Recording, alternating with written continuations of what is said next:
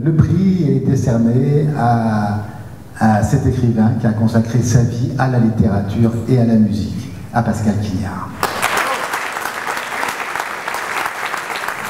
Ça m'émeut particulièrement parce que je suis normand, je suis né dans l'Eure et j'ai vécu au Havre jusqu'à l'âge de 10 ans, et que j'ai commencé pas par être écrivain mais par être organiste, comme tu disais. Si bien que puisse fusionner un peu la musique et les livres, ça me touche beaucoup. Et ça trompe aussi la pluie, ça fait du bien, ça arrache au chagrin.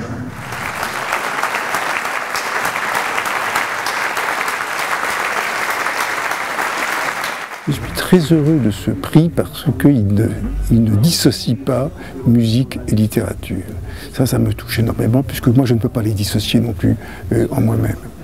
En plus, je suis un Normand, j'ai vécu au Havre et je suis né en Normandie, donc le fait que ça soit attribué dans ce climat-là me fait plaisir, me touche. J'avais déjà fait un livre vraiment qui me paraît bien comprendre le lien entre littérature et musique qui était Tous les matins du monde. Mais là, dans ce livre, le fait de partir du côté de la nature, même de nos jours, est quelque chose, même politiquement de nos jours, c'est quelque chose que je trouve très important. Et le fait, dans ce cas-là, de se transporter d'une douleur, d'un deuil, pour aller jusqu'au jardin, jusqu'aux oiseaux, me paraît la troisième dimension que je cherchais peut-être. J'ai besoin, si vous voulez, de faire renaître le monde, faire renaître les sens, faire renaître les fleurs, bien sûr, les arbres, mais aussi les oiseaux. Et c'est ça qui m'a, comment dire, le propre, si vous voulez, de Messiaen comme musicien, c'est d'avoir accepté l'idée qu'il y avait un maître de la musique qui était cette chose inouïe que le chant des oiseaux.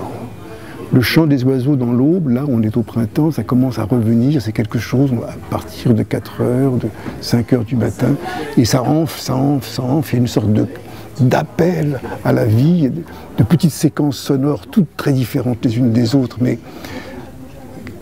chaotiques et merveilleuses à la fois, imprévisibles, qui font la beauté du printemps, mais qui font aussi le fait que les oiseaux nous le révèlent à nous-mêmes. Je travaillais pour le théâtre, une pièce avec des rapaces, une chouette vivante et un corbeau, et je jouais du Messiaen, du Olivier Messiaen. Et en travaillant sur les partitions de Messiaen, j'ai découvert qu'il y avait eu, 100 ans plus tôt, un pasteur américain qui avait noté tous les chants de ces oiseaux dans son jardin, uniquement dans son jardin, après la mort, la disparition de sa femme. C'était une façon de rester auprès d'elle en notant tous les bruits de son jardin. Les chants notés par le Simon P. Cheney, qui est une histoire réelle, sont très sommairement notés, mais ce qui m'a bouleversé, c'est le fait qu'il notait aussi le bruit du porte-manteau, le bruit du seau que sa femme, qui était morte, qu'elle utilisait. Et cet assemblage, comment dire, d'un jardin, d'un deuil et de la musique m'ont paru... c'est un hymne à la musique, en effet, dans ce sens-là.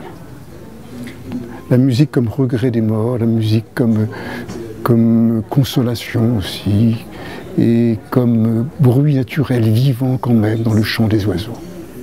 À l'origine, j'étais organiste.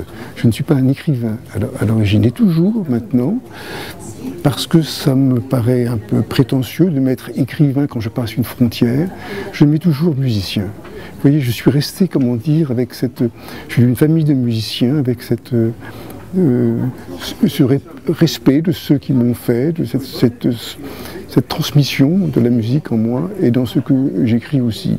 Et les livres que je compose, je les compose. Vous savez, il y a des écrivains qui écrivent qui font des plans avec des crayons de couleur, d'autres avec des numérotations.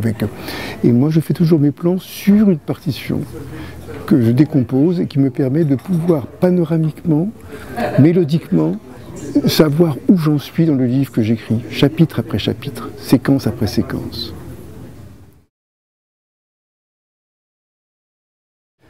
les gens un peu dépressifs, comme je suis, qui ont vécu des expériences avec beaucoup de pertes, de disparitions, ont besoin de héler le perdu.